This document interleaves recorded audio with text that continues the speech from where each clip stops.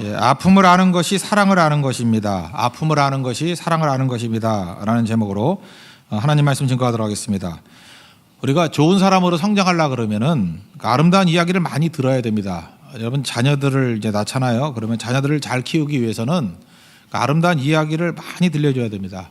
그래서 옛날 이야기라는 게 있잖아요. 옛날 이야기는 다 아름다운 이야기거든요. 뭐 공포 이야기 이런 거 잘 안 하잖아요.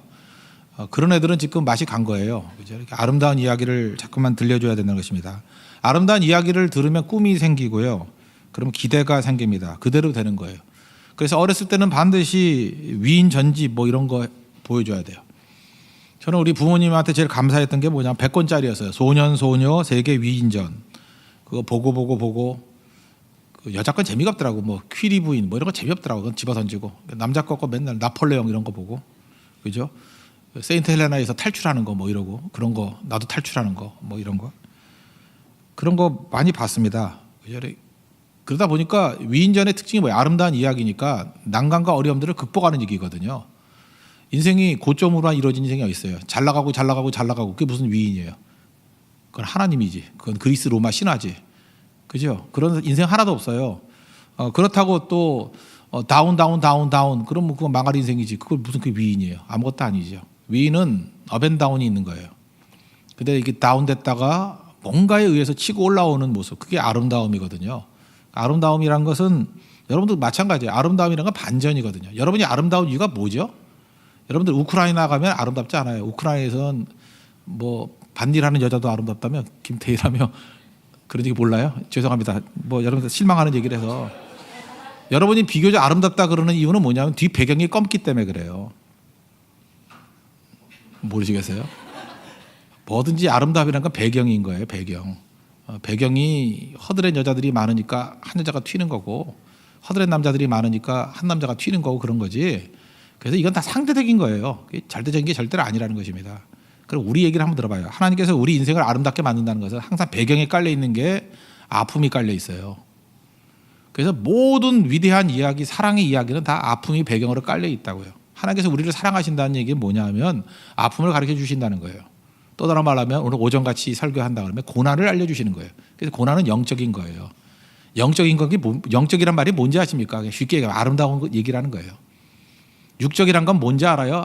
아름답지 않은 이야기라는 얘기예요. 성경의 용법입니다.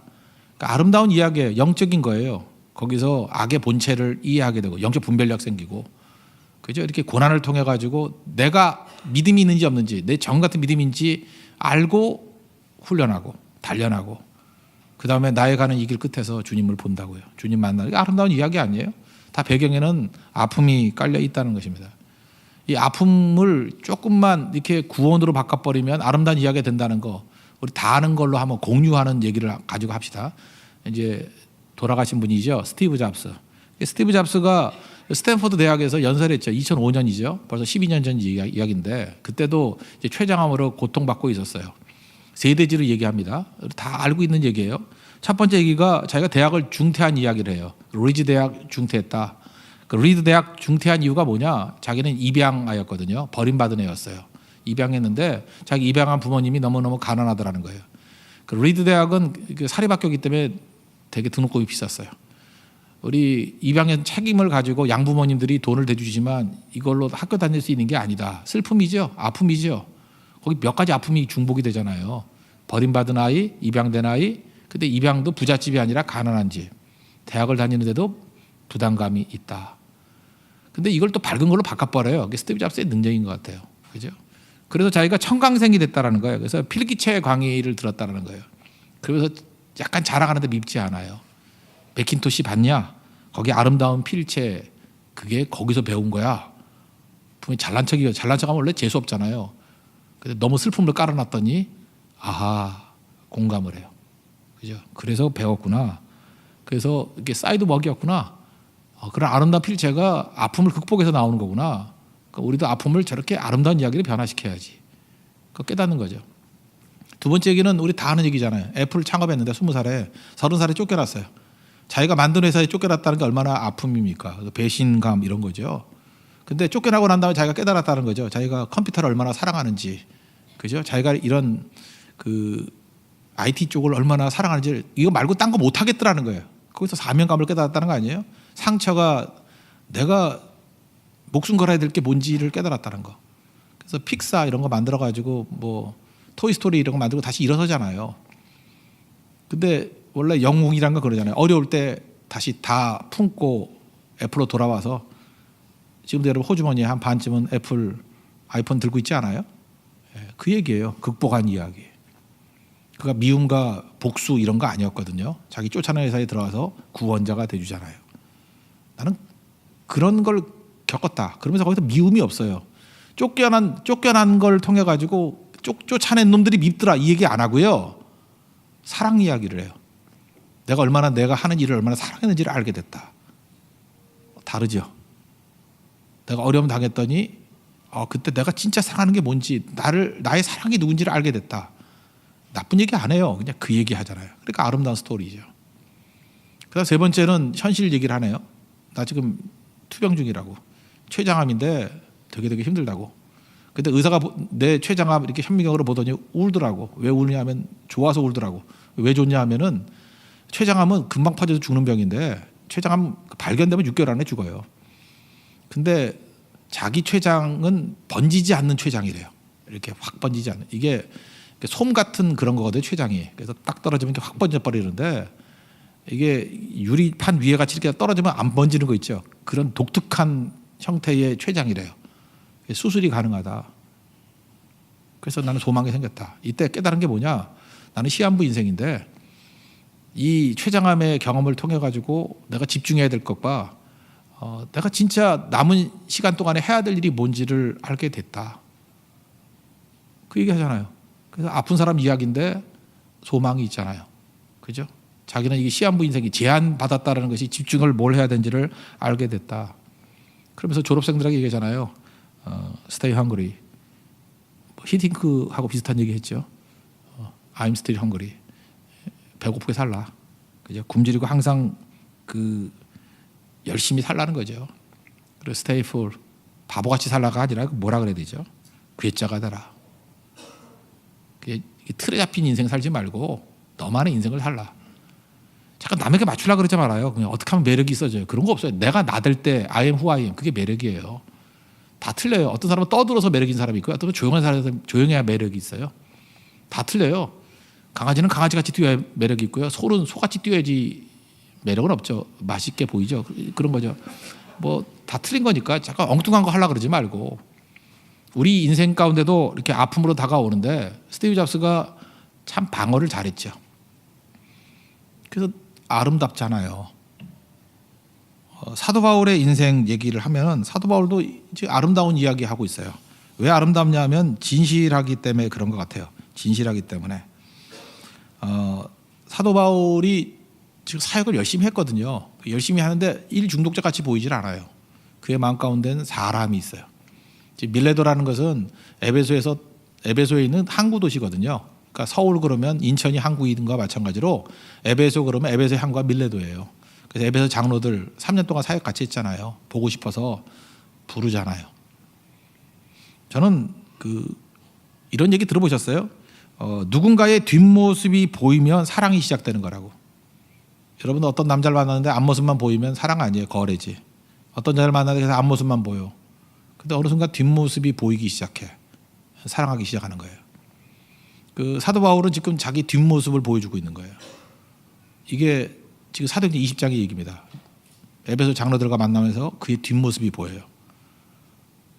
사랑하는 거예요. 여러분들 아버지 뒷모습이 보일 때가 있습니까? 그때부터 아버지 사랑하는 거예요. 철들면요 엄마의 뒷모습이 보여요. 어머니 뒷모습. 그게 사랑하는 거예요. 좀 사귀다가 보면은 뒷모습이 보일 때가 있어요. 무서울 때예요. 진짜 사랑할 때예요. 뒷모습이 보일 때. 이면의 세계거든요. 뒷모습은 진실이에요. 보이려고 하는 게 아니거든요. 이건 쇼가 아니거든요. 진실인데 진실을 보는 거예요. 그러니까 진실할 때만 뒷모습이 매력이 있어요. 사도 바울이 지금 만나가지고 바울은 약간 좀 강인해 보이지 않습니까? 워낙 이렇게 인파이터였기 때문에 싸워야 되니까. 근데 바울이 이런 얘기를 해요. 지금 내가 들리는 소식에 의하면 야 예루살렘 가면 어려움 많다 그러더라. 뭐 그 얘기 모르는 거 아니다 이 얘기를 해요. 그리고 두려움도 좀 표현하는 것 같아요. 나도 사실 마음이 편한 건 아니야. 그리고 여기 지금 에베소 사역이 안 된 게 아니잖아요. 아주 잘 되고 있는데 너희들하고 헤어지는 게 너무너무 섭섭해. 근데 내가 너희들 어떻게 했는지 알지. 모든 겸손과 눈물로 했다. 너희 알 거야. 내가 눈물로 3년 동안 이렇게 일깨워서 증거했던 거 안다고. 그 다음에 나는 내가 한 게 아니라 매어 있었다. 22절 같은 성령에 매어. 그러니까 바울은 자기가 의도해서 계획해서 자기가 짜낸 게 아니라 이게 액티브하게 뛴 게 아니라요. 패시브예요. 패시브가 이게 수동적인 게 극단적인 수동을 뭐라 그래요? 패션, 순환이라고, 고난. 그래서 성령에게 완전히 매어가지고 패시브를 넘어서 패션이 돼버린 거예요. 그 열정, 그 열정이에요. 그게 수동적인 열정이에요. 수동적인 열정. 하나님이 주신 사명, 이거 안 하고는 못 견디는 열정. 성령에 매어서 너희들에게 증거했다. 그 얘기를 쭉 하잖아요. 자기 아픔 얘기를 쭉 하고 있습니다. 자기 아픔 얘기를 하니까 이제 장로들이 우는 거예요. 하나가 되는 거예요. 저는 바울의 사역의 능력의 뒷모습을 보여주고 있다고 생각합니다. 사도 바울은 아픔이 있는 사역자였어요. 아픔을 토로할 수 있는 사역자였어요. 뒷모습이 아름다운 사역자였어요. 우리도 이런 모습이 있어야 될 거 아닙니까? 근데 이 시대의 특징이 뭐냐 하면은 이 시대는 아픔을 부인해요. 지금 다 보세요. 다 안 아픈 척해요. 안 아픈 척하고 하다못해 화장을 안 하고는 나오질 못해요. 가짜를 보여야 되는 거거든요. 쌩얼이 진짜예요? 화장한 게 진짜예요? 둘 다 가짜지 뭐. 근데 하여튼 간에 하나도 자기 아픔 부족한 거 보여주지 않으려고 그래요. 맨날 쇼만 하려고 그래요. 아픔을 부인하니까 문제가 되는 거죠. 그 예수님이 시대를 얘기할 때 마태복음 11장에 나오죠. 야, 이 시대를 뭐라고 비유할까? 그랬더니 피리를 분단 말이에요. 피를 불면 춤을 추라는 얘기예요. 근데 피리를 불어도 춤을 안 춘대요. 슬피 울면은 이게 장사 지내는 거죠. 가슴을 쳐야 되는데 가슴 치지 않는데요. 이게 무슨 뜻인가요? 아픔을 부인하고 기쁨도 부인하는 거예요. 여러분 언제 슬퍼해 봤습니까? 저는 슬퍼할 줄 아는 사람이 참 좋더라고요. 그 사람은 진실한 사람이에요. 슬픔이 있는 거, 그 진실한 거거든요. 진실할 때 슬픈 거죠. 여러분 진짜 슬픈 거는 진실 앞에 서 있으면은 뭐 딴 건 모르지만 우리가 죄인이라는 거, 나는 벌레 같다라는 거, 소망 없다라는 거, 위선자라는 거, 그 앞에 서는 거 아니에요? 일단 뭐 예배 드릴 때 안 슬픕니까? 안 슬퍼요? 슬프죠. 이런 게 무슨 목사야. 그만할게요. 나 자학은 그만할게요. 그건 혼자 하는 거니까. 여러분 그런 거 있잖아요. 이게 내가 뭔가 이런 거 슬프지요. 언제 아파한 적 있어요? 아파 안 해요. 그냥 덮고 넘어가는 거죠. 그래서 일평생 슬퍼하지 않고 살아가요. 사는 거 아니에요. 그거 연기하는 거지. 그러니까 슬퍼하지 못하는 사람은요 기뻐할 수도 없어요. 왜냐하면 감정에 이 끈을 놓으면은 큰일 나거든요. 슬퍼 못하는 사람은 절대 기뻐 못해요. 어떤 사람은 자존심 강해서 절대 슬픈 거 안 보이려는 사람이 있죠. 그 사람 웃는 거 봤어요? 못 웃어요. 울지 못하는 사람은 웃지도 못해요. 자기 방어하는 거죠. 이 디펜스 메커니즘, 방어 기제 가지고 딱 품고 있는 거죠. 그건 사는 게 아니에요. 여러분 우리가 예배 드리지 않습니까? 하나님을 하나님 만나면 변하는 게 뭘까요? 이 방어 기제가 깨지는 거예요. 그게 이제 병자로 서는 거고 죄인으로 서는 거예요. 방어 기제를 내려놓는 거야. 그러면 대부분 제일 먼저 나타나는 게 간혹가다 기뻐하는 사람도 있어요. 기쁨을 통해서 슬픔을 가는 사람도 있는데 99%는 울어요. 아픔을 느끼는 거예요. 아프거든요. 죄가 아파요. 죄 말고 먼저 하나님을 보는 사람도 있더라고. 있기는 막 기쁨부터 시작하다가 통곡으로 가는 사람도 있는데 잘 못 봐요. 거의 힘들고 거의 아픔부터 시작해요. 아파 미칠라 그래요. 그게 끝나고 난 다음에 이제 기쁨으로 가는 거예요. 결국 아픔과 기쁨은 같은 겁니다. 같이 가는 거예요. 그래서 회복이 되는 거죠. 진실이 회복이 되는 거예요. 주님 곁으로 가면 다 진실해져요. 그래서 반응이 두 가지가 나온다니까. 울다가 통곡했다가 찬송했다가. 시편 22편이 이제 이해가 되시죠? 진실했다라는 거예요. 진실하면 누구나 통곡해요. 근데 진실하면 그 다음에 찬송하게 돼 있어요. 기뻐하게 돼 있다고. 이거 못 한다는 거예요. 마귀가 이렇게 만들어 버려요.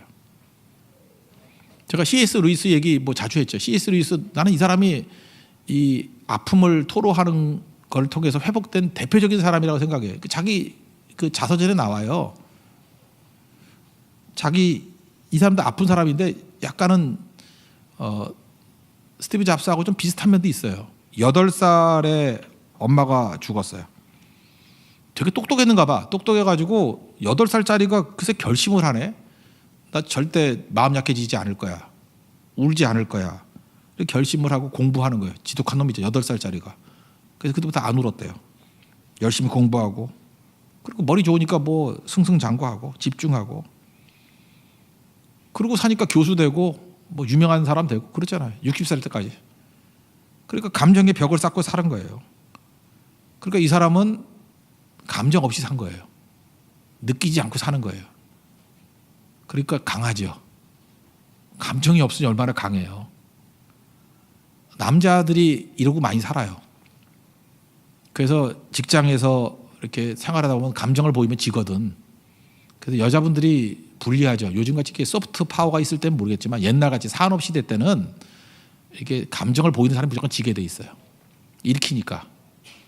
그러니까 지금도 이렇게 산업시대 구조에 있는 분들 중에 이게 고위층에 있는 여자들이 한 부장님쯤 되시거나 이사쯤 되시는 여자분들 보면 홀로 있거나 감정이 없으니까 혼자 살거나 바지만 입고 다니는 좀 남자 같은 그런 모습이 있을 거예요. 그 왜 그런 일이 벌어지냐면 감정을 다 죽여버린 거거든. 감정이 살아있으면 그 사회에서 살아남지 못해. 소프트 파워일 때는 좀 달라질 거예요. 그죠? 근데 옛날에 산업시대 때는 그랬어요. 그러니까 정말 정형화된 전사예요. 전사. 산업 전사예요. C.S. 루이스는 그렇게 60살까지 지내왔다는 거예요. 사랑 못했죠. 이런 사람 무슨 사랑을 해요. 싱글로 살았어요.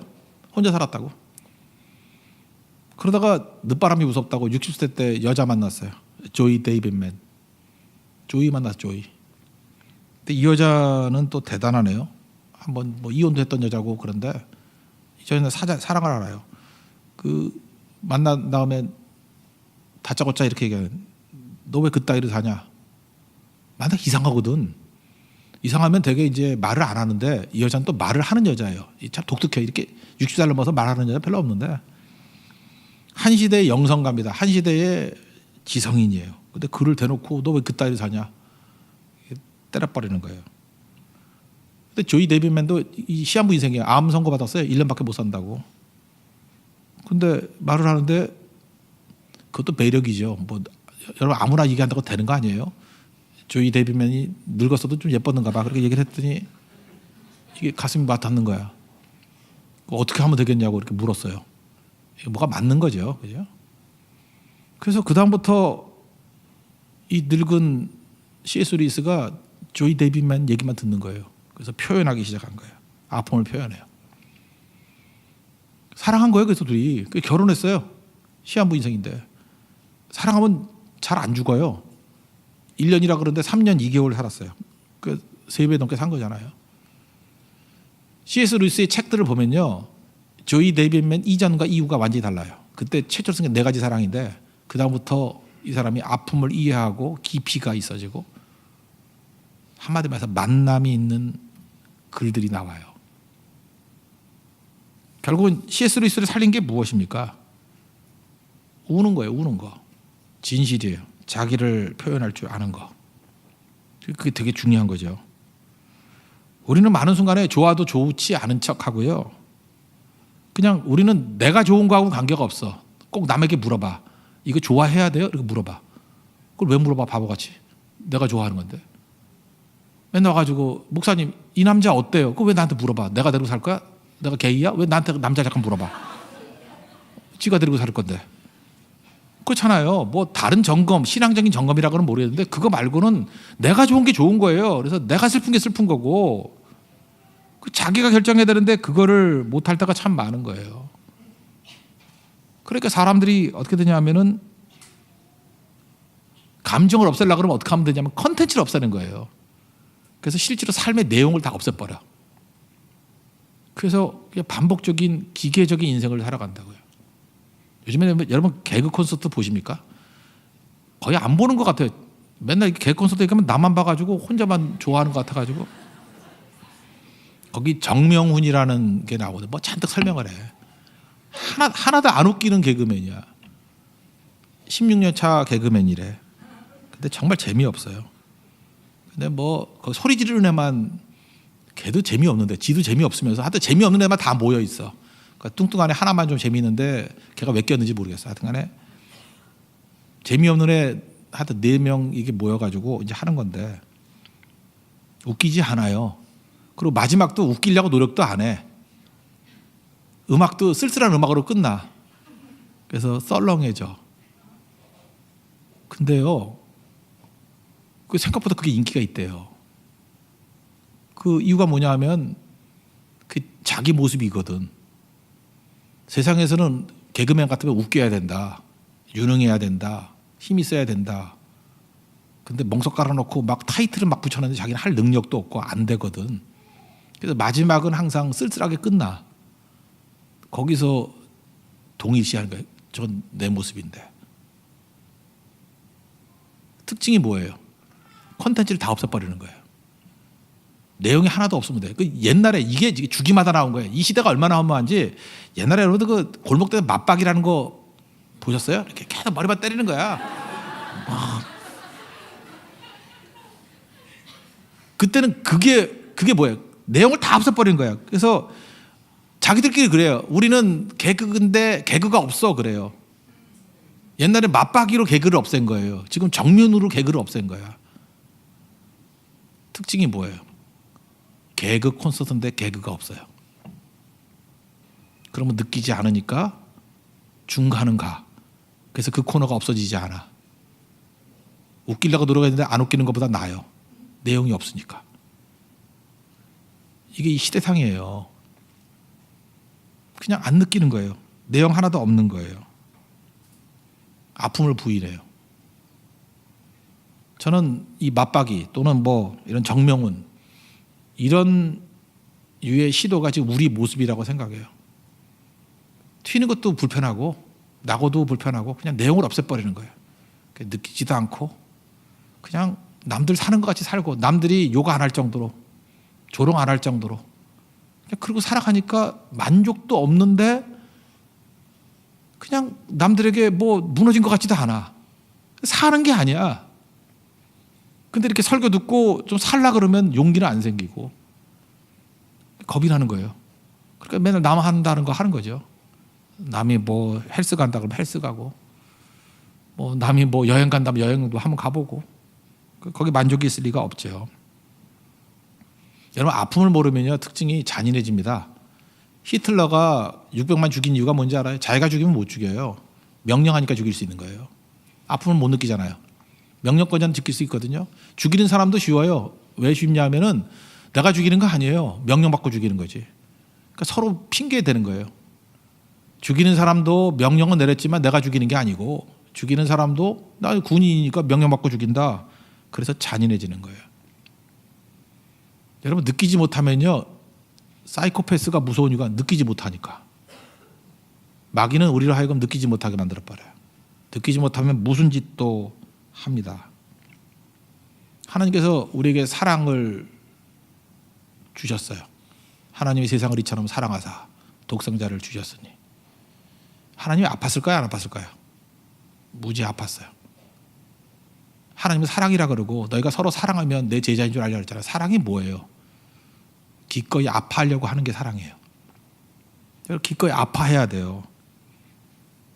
C.S. 루이스가요 이렇게 얘기했어요. 자기가 가슴을 지키려고 했대. 이 가슴을 지키려고 했대. 가슴을 지켜야 되니까 가슴을 열 수가 없었대요. 가슴을 열지 않으니까 사랑이 되지 않더래. 그러니까 지금도 사랑이 안 되는 사람은 뭐냐 하면 가슴을 열지 않는 거예요. 왜 다칠까봐, 아플까봐. 지금도 사람 못 만나는 사람 있죠. 그리고 한 5번 만나고 헤어지는 사람 있죠. 왜냐하면 결혼까지 하자 그래놓고 이렇게 안 됐던 사람이 있어. 그게 너무 아픈 거야. 자기도 알거든. 이게 결혼 단계로 들어가면은 막 치부도 드러내야 되고 막 양가 싸움도 벌어지고 막 그게 너무 아파서 한번 안 됐던 경험이 아픈 게 싫은 거예요. 그래서 아프기 전까지만 가는 거야. 남자애들까지도 많아요. 5번까지 만나고 도망쳐. 맨날 도망쳐. 아프기 싫거든요. 여자들도 그래요. 아프기 싫어. 그래서 안 해. 아무것도 안 하고. 아파야 사랑입니다. 사랑은 다 아픈 거예요. 100% 아픈 거예요. 아프지 않은 사랑이 어디 있어요? 유행가 가사 같네. 아프지 않은 사랑이 어디 있어? 어머니 가슴은 항상 아파요. 어머니는 항상 아파요. 그 애 보면 괜히 불쌍해. 그래서 사랑해요. 어머니 가슴이 사랑해요. 엄마는 맨날 울잖아요. 맨날 울잖아요. 어머니 가슴에 못 박는다 그러는데 어머니 마음은 계속 아픈 거예요. 자식을 낳으면 아프잖아요. 일단 뭐 임신할 때도 못 먹어서 아프고, 탄생부터 어린 시절 애가 맞고 오면 아프고, 왕따 당하면 아프고, 또 애 낳았더니 짱구야 생김새가 아프죠. 날 닮아가지고 아프지요. 공부를 못해. 아파요. 그래서 많은 엄마들이 죄의식이 있어요. 내가 잘 돌보지 못해서 못한다. 또 맞벌이 하는 부부들 있죠. 내가 애 신경을 안 써서 그렇다. 그게 다 아픔이거든요. 죄의식이라는 게 그거예요. 아픔이에요. 그죠? 내가 제대로 못했다. 근데 그게 사랑인 걸 모르는 거예요. 아파하십시오. 나는 세상에 있는 모든 아픔을 내 가슴에 품을 거야. 그럼 그때부터 사랑이 되는 거예요. 예수님께서 모든 아픔을 다 억셉트 하셨잖아요. 여러분 남자를 사귀든 여자를 사귀든 아플 거예요. 분명히 아파요. 혼자 있는 게 제일 편해요. 무조건 아파요. 아픈 게 사랑이라니까요. 아픈 거 품어야 된다는 것입니다. 저는 목사니까 아픈 이야기 많이 들어요. 나 옛날에 피했어요. 아픈 거 너무 힘들어서. 요즘은 잘 안 피해요. 그냥 아픈 얘기 들어요. 아픔 속에 들어가요. 힘들어요. 밥맛도 없고 되게 힘들어요. 여러분 코드라는 말 많이 쓰죠. 코드가 왜 편한지 알아요? 코드에 맞추면요 안 힘들어요. 목사도 목사 코드가 있어. 그냥 양복 입고 뭐 하라는 말 하고 이렇게 목사 연하고 다니면 하나도 안 아파. 하나도 안 아프게 목회할 수도 있어. 근데 그 가짜인 것 같아요. 근데 목사 타이틀 내려놓고 아픔을 이해하는 사랑하는 사람으로 들어가면 다 아픈 거예요. 근데 묘한 게 그 아플 때 살아나더라고. 오늘 사도 바울의 모습에서 저는 아파할 줄 아는 사랑하는 사람을 발견했으면 좋겠어요. 이게 복음이에요. 우리가 능력만 갖고 되는 게 아니고요. 한 사람의 완성된 인격은 여기에서 나타난다는 것입니다. 하나님께서 말로만 이론으로 우리 구원하지 않고 아파하셨어요. 그게 사랑이에요. 그래서 우리가 건진받았잖아요. 아파하는 거는요 나를 구원시키는 거예요. C.S. 루이스 자기가 구원받았어요. 그리고 주변을 구원시키는 거예요. 다 사는 거예요. 사랑은 다 살리는 거예요. 근데 아파하지 않으려고 하는 것은 잔인해지고요. 사랑도 못하고요. 사는 게 아니에요 일단. 그리고 그 사람 때문에 주변이 다 죽어요. 메말라가요. 사막화돼 버려. 아파하는 건 진실이에요. 사랑이 진실이라고. 그 사랑과 진실을 붙들고 일어설 수 있는 믿음의 종 되기를 바랍니다. 하실 수 있겠죠? 사랑은 아픈 사랑에 주의 은혜를 주십시오. 은혜 아래 들어가는 건 아픈 거예요. 그때 회복의 은혜가 있을 것입니다. 우리 교회가 그런 따뜻한 교회 되고 아픔을 이해하는 사랑이 넘치는 교회 되기를 축원합니다. 자리에서 일어나겠습니다. 은혜 아니면 살아갈 수가 없네 찬양하겠습니다.